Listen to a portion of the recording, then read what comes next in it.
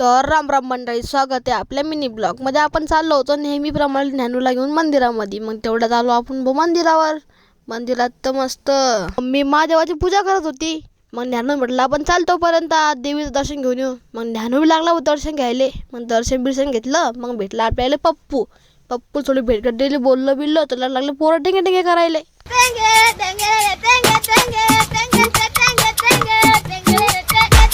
मग सर्व झालं. मग पोरी बी लागल्या भो नाचायले. कोणता बाबूराव गाल्या मग हाल मी बाबूराव बोलतोय.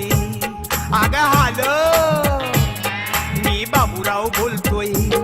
मग आपली भाषेमध्ये मला पतंग उडवायचा म्हणे बोलायला लढत होती. मग म्हटलं आजूचा म्हटलं पतंग उडू म्हटलं बुवा, आता आपली भाषेलाच रडू राहिली. मग मी त्याला दिला पतंग हवेत लावून. मग चाललो हवेत लावलं पतंग. मग पतंग हवेत गिवेत लावला. मग दिला आपल्या भाषेच्या हातामध्ये. भाषेताची पतंग उडत होती, असं काही सांगायचंच काम नाही. तसं कधी पक्षी घेतला हातामध्ये, असं पतंग उडत होती आपली बाई.